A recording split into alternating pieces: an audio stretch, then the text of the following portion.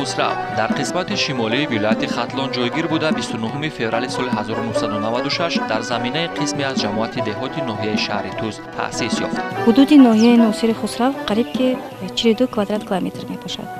شماره اهالیش عبارت از 39872 نفر می باشد.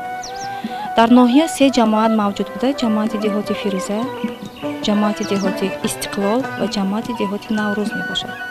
تا سال 2003 بشکن نام داشته 8 سپتامبر سال 2003 در اساس پیشنهاد اساسگذار صلح و وحدت ملی پیشوای ملت پرزیدنت جمهوری تاجیکستان محترم امامعلی رحمان ناحیه ناصر خسرو نامگذاری شد. ناحیه ناصر خسرو عبارت از چند یک ملت ها است. 10 سال ها پیش در همین ناحیه ناصر خسرو قریب که 80%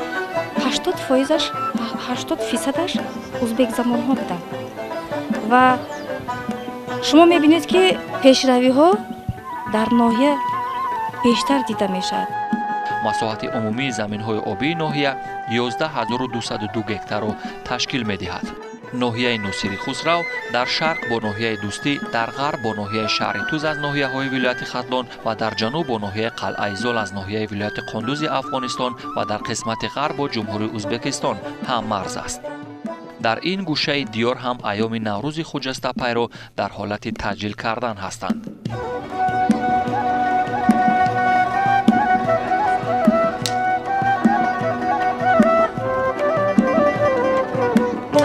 و این مناسبت در ورزشگاه جماعت دهات نوروز ناحیه صدها نورس و جوانان گرد هم آمده از ورزش‌های سنتی تا فوتبال عالم شمول مشغول بودند.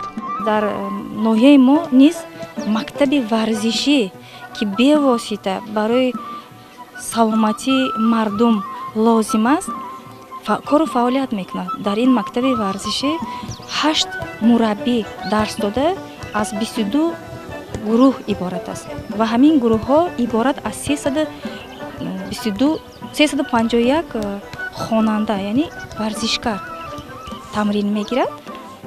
از بین اینها 102 نفرش دختران است، بانوان است که از همین بانوان 2 دسته فوتبالیست تمرین میگیرند.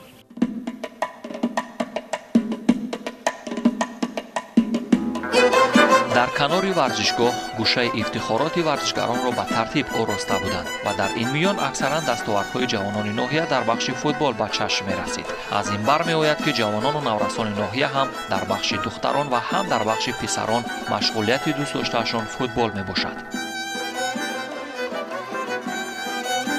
علیشیر رحمانوف معاون دیرکتور مؤسسه دولتی مکتب ورزشی ناحیه ناصر خسرو در این باب با تفسیر قصه کرد.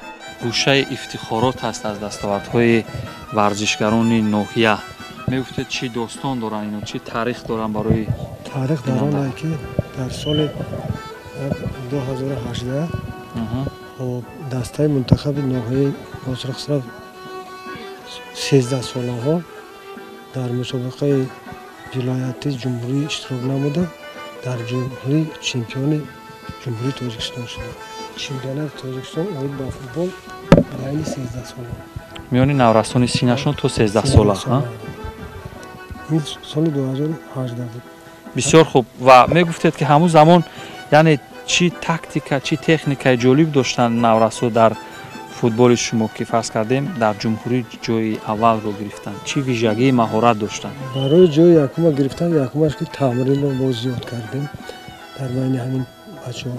بعد بسیاری بازی‌های دوستی میگن، توسط استرچ میگن، مثلا بین ناحیه شهرتوز، بین ناحیه قبادیان، جلوکول، خب مثلا چی جامی دسته‌های ناحیه‌های قبادیان، شهرتوز، جایخون، خمسانگیر، خب جلال‌الدین رومی بود.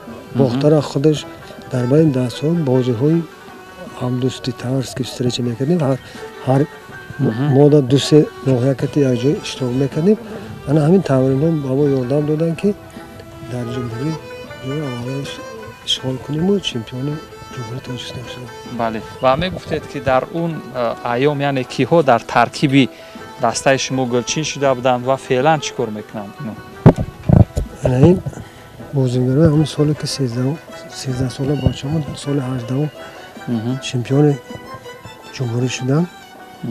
همین دسته از این چون معلوم است که بهترین ها چمپیون بشن.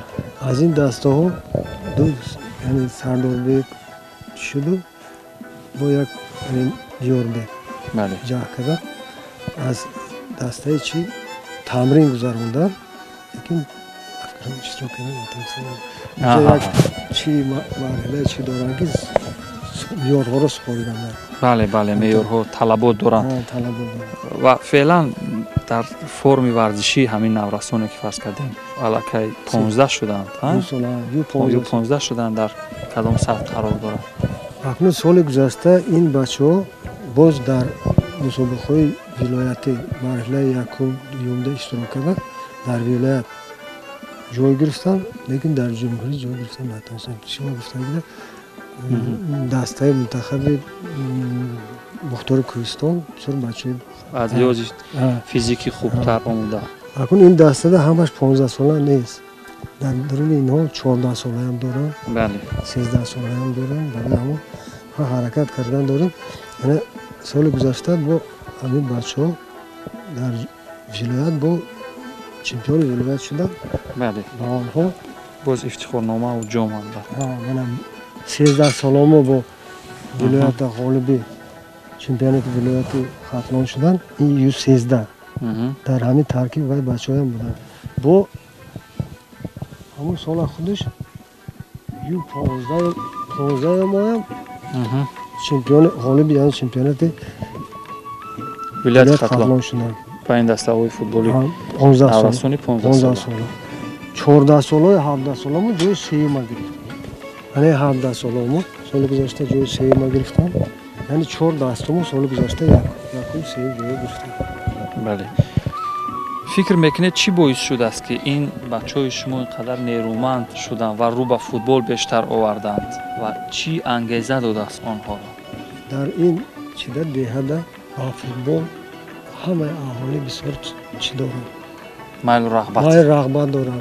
بعد ورزشگاه در درون دیه هست بگاهی سهره پگاهی همین برای فوتبال کتی باش کردن بسیار کس میبینه. بعد در بین همین فوتبال میدونه ما پدر مادرشون با همین فوتبال پیش بازی میکنن. پیشنگی وقتا مثلا در ناحیه‌ای اشتراک میکنن، ولایتی اشتراک میکنن. تو هم پدر مادر هم پسرشون دستگیر میکنن و همین ورزش باش کردن رو میخوان. یعنی میتوان گفت که فوتبال یکی از شغل‌های دوست داشتنی نورسان و جوانان همین دهه شما است. همین دهه همش برای مشق کردن همین نهود بسیار شوق زیاد دارد. در حقیقت بیشتر به همین فوتبال نورسان و جوانان عشق شوق زوق دارند. به همین خاطر تمرین هم بسیارتر هم در همه همون چهاربینون بیشتر فوتبال بازی میکنن. من فکر میکنم دوتاز کردن این جوانان و نورسا هم فایده هم دارد، هم به خاطر پرچم بردار بودن تاجیکستان دولت کشور عزیز ما را همین ها کوشش میکنن، همین نورسا و جوانان کوشش میکنن که با همین نمودی ورزش معرفی کنن. به همین خاطر من فکر میکنم به همین خاطر نورسان ما امروز بیشتر به فوتبال داده شده. همین دستاورد تشکیل نموده تاجیکستانی عزیز ما رو، ناحیه عزیز ما رو معرفی میکرد با دیگر ناحیه ها و دیگر دولت ها. در برابر پسران فوتبال در بخش بانوان هم خیلی توسعه یافته است. هنرنمای دسته فوتبال بانوان هم در بازی‌های ناحیوی و هم در جمهوریوی و منطقوی نیز موفقیت آمیز بود. دسته منتخب دختران را سال گذشته ما تشکیل کردیم. سال گذشته اینها در مسابقه جمهوریوی لیگ زنان اشتراک کردن. در بین 10 دسته در سال یکم اشتراک ما جای گرفتن نتونستیم و این سال با همین دسته را ما به لیگ زنان وارد کرده شدیم. حرکت میکنیم که یکم جای گیریم. بله، مثل پسران هم موفقیت به دست بیارن. و از جریان تمرین چی احساس میکنید وقتی ما تمرین رو میبینیم؟ یعنی طرزی با تو بازی کردن، فرض کردید حرکات و ترکیبات تکنیکی که هست، دختران هم خوب احساس میکنن. شما چی نظر دارید؟ غیر از تمرین مخصوصی فوتبال با ورزش سبک کراس میگذرونیم، دویدن در این قسم‌ها اشتراک میکنن. آستاسته کن این دختر رو تربیت کرده استادیم. نیت داریم که یک دسته نقص دسته مکملی نقص بله. شود. از اینجا دو دخترمو در چی اشتراک میکنن؟ دسته منتخب در دسته منتخب جمهوری. از میان این بانوان رافینات نورمرادова و گوزل یوسوپова نسبت به همتیمی‌های خود بیشتر درخشندگی داشتند. همین بود که رافینات به ترکیب دسته گلچین جمهوریوی شامل شد و دسته منتخب بانوان را در سین خودش نمایندگی میکرد. رافینا نورمرادова سال گذشته در ترکیب دسته منتخب جمهوری تاجیکستان با بنگلادش رفتگی بود. اونجا جا گرفتن نتونستن. غیر از این یوسف و گوزال در بین دسته‌های منتخب 15 ساله در تشکیل اشتراک کرده. یک مدال برنجی آورده بود. جای سوم اسم کرده. بسیار خوب، دستاورد خوب است. در این سال مکتب ما 179 مدال به دست آورده بودن. از همینها مدال بین المللی دو مدال برنجی بین المللی و 53 تا مدال طلا، 20 تا مدال نقره، 104 تا مدال برنجی رو به دست آورده بودن. این تنها در سال 2019. در سال گذشته. و با اکنون سال 2020 هم اشتراک کردن داریم. مرحله یکمی ورزش سبک را گذراندیم، گوشتین را گذراندیم. و نزدیکی در مرحله دوم اشتراک کرده ورزشگران ورزش سبک ما و از ولایت مدال ها را آوردن. من فوتبالگا قطنشم سببه هنوز از زمان خردی با فوتبال شوق و ذوق داشتم و این رغبت در حال ظهور کرد که توسط تلویزیون فوتبال بازان ماهر را تماشا می‌کردم. فقط فوتبال اونک کتشگاه قرار کلگم من. استادم نورمرادov هم برای توسعه یافتن من سخت کار میکرد. همین طور رو با فوتبال آوردم. 2 سال پیش به صف دسته گلچین جمهوری شامل شدم و در هیئت منتخب چندین بازی انجام دادم و امیدوار هستم که در آینده تاجیکستان را در مسابقه های منتخبی و جهانی نمایندگی میکنم و با موفقیت های بیشتر نائل شوم. گوزل یوسوپова هم در چندین مسابقه های بیرون از جمهوری در صف بانوان دسته ولایت هنرنمایی کرد و از مسابقه ازبکستان با نشان و افتخارنامه سرفراز گشت. من در زمانی که در صنف هفتم مکتب میانه تحصیل میکردم با فوتبال ذوق پیدا کردم. در این جاده با رافینات پیروی کردنم و یکی از عامل‌های الهام بخش من آن کس بود. ما نیز در هیئت تیم ولایتی با دستاوردهای شایسته موفق شدیم و در مسابقه‌های بین المللی جمهوری ازبکستان با گرفتن زینه سوم نصیب گشتیم. من نیز تلاش میکنم که با ترکیب دسته منتخب شامل شوم و شأن و شرف تاجیکستان را در منطقه و جهان بالا بردارم. یا بانوان دخترها داریم در رسوبیکا زبان تاجیکستان بازی میکنن. نورمرادov و رافینا خیلی هم فیزیکی هم تکنیکی هم نسبت به دخترای دیگر را سپارتیم لیایده. پر میدلی مثال نسبت به دخترای یا تیز میده و خاراکتر تکنیک تاکتیکی هم تیزه. تا گوزال هم خیلی خودش پوزش بازی میکنن. زشتره پونلی جای خودش میگیرن، پول میخپن، سخت میخپن. نسبت به دیگر دخترها کمتر سخته ایام. ما در آستانه تجلیل جشن نوروز بین المللی قرار داریم و امروز هم دیدیم در این میدانچه یعنی صدها ورزشگر و مشغولیت‌های دسته جمعی فرا گرفته شده بودند. خب این چی اقدامات بود و چی مناسبت بود و هدف چی بود؟ امروز ما تشکیل کردگی این مسابقه‌ها بخشیده به نوروز 2020 تجلیل شدگی بود و از روی نمودهای گوشتین، فوتبال و گیمناستیک و بازی ملی چلیک دنگل. خب باز ما چی کرده بودیم بند کشی. این مسابقه رو به هم تجلیل همین روز نوروز بخشیده بودیم. این مسابقه به هم روز هم بخشیده شد. با مناسبت تجلیل عید بین المللی. عید بین نوروز. بسیار خوب. ایام جشن نوروز بین المللی نیز با سنت‌های خاص خود در ناحیه ناصر خسرو تجلیل خواهد شد. از بندکشی و گوشتنگیری در بخش سنت‌های نوروزی